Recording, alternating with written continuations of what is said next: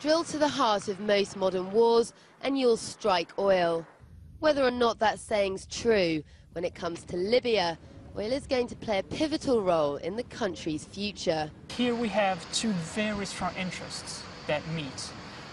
The Western interest to tap Libya's oil, but also the rebels, or anyway the future Libyan government interest to restart selling oil as soon as possible.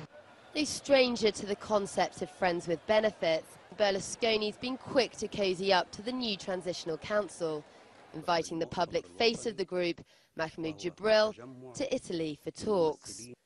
Once Gaddafi's closest European ally, when the NATO bombing campaign began back in April, Rome abruptly switched sides and began courting the rebels instead. Before the war, almost a third of Italy's daily energy needs were imported from Libya, and oil giant Eni was the largest foreign operator in the country. The government here have been doing all they can to safeguard these contracts, but that Italy will be able to maintain these previously closed business ties is by no means a given. In a post-Gaddafi Libya, the future looks extremely uncertain, and there are little guarantees.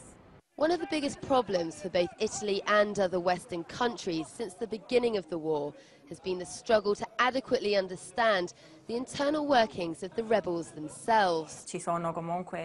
Amongst the rebels, there are many factions: Islamists, Tunisian people, Al-Qaeda.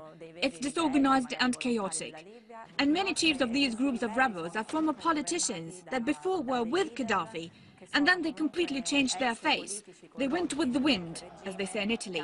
I think they are corrupt politicians. Yvonne met Gaddafi personally on a number of occasions through business connections. Less than a month ago, she returned from a fact-finding trip to Libya with a handwritten letter she says was written by Gaddafi to Berlusconi. In it, he allegedly says, "We were surprised by your decision to join the coalition against Libya, especially after we signed the Friendship and Cooperation Treaty between our two sides." The treaty he's referring to was signed just 2 months before the Libyan uprising. The letter goes on to ask, "Why did you join our enemies without any diplomatic dialogue or investigation?" Berlusconi now seems too busy making new friends, but whilst it may be the final chapter for Gaddafi, many fear the conflict will continue.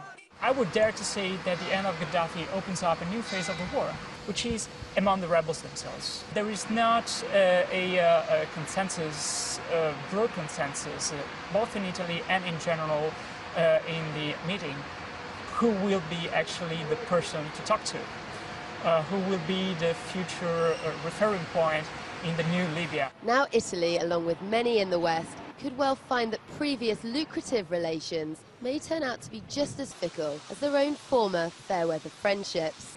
Sarah Firth, RT, Rome.